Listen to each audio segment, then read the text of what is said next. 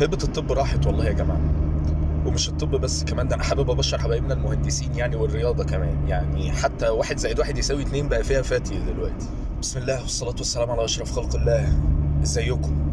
طبعا كان احد دايما الحاجات اللي دايما بتواجه الدكاتره ان انت لما بتطلب تحليل من حد يبتدي يقارن النتيجه بالنورمال رينج برايك، ويبتدي يجادلك ويقول لك انت ليه بتقول انه عالي، ما هو كويس اهو، انت ليه عايز تكتب علاج، ما هو التحليل مش عارف ايه. لكن اللي حصل معايا المره دي حاجه غريبه جدا.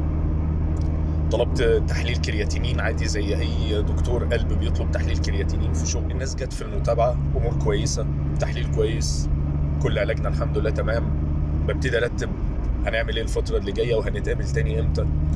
حاسس ان في نيجاتيف انرجي كده في الاتموسفير، في حد عايز، عارف الحاجات دي بيبقى لها مقدمات كده يعني، احنا بنبقى حاسينها.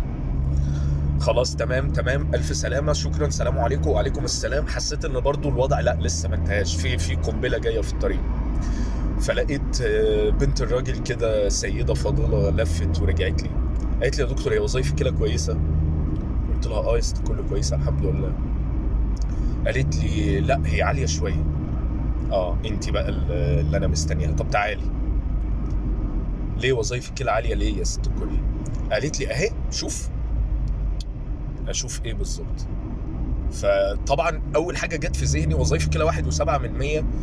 ف اول حاجه هتيجي في ذهن اي حد ان هي افتكرتها 1.7 يعني، بس لا لا لا، المفاجاه كانت اكبر من كده والله يا جماعه.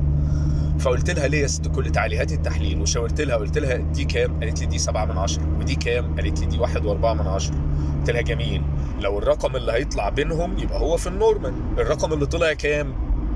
قالت لي 1.7. ففاجئتني بصراحه يعني، انا فعلا ما كنتش عامل حساب الصدمه دي. هي واخده بالها انها 1.7% مش 1.7. طيب و1.7% ده في الرينج ده ولا براه؟ قالت لي ايوه في الرينج يا دكتور، ما انا عارفه والله وفاهمه الكلام ده. قلت لها طب لما انت فاهمه الكلام ده ليه بتقولي ان التحليل مش مظبوط؟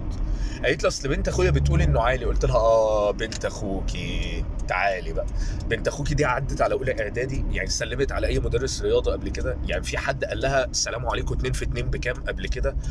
بس يا دكتور ما تقولش كده، ده البنت متفوقه. قلت لها بالغش، قلت لها والله متفوقه بالغش، وضحك عليكم ومفهماكم انها متفوقه، وهي ولا متفوقه ولا نيله. متفوقه ايه وبتاع ايه بس اللي تقول لك 1.7% اكبر من 1.4. قالت لي لا يا دكتور حرام عليك والله، ده احنا كنا عاملين حسابنا انها هتدخل كليه طب بس ربنا ما ارادش. ايوه ربنا ما ارادش، ودخلت كليه ايه بقى؟ قالت لي لا ما هي بتعيد ثانويه عامه دلوقتي. شكرا سلام عليكم.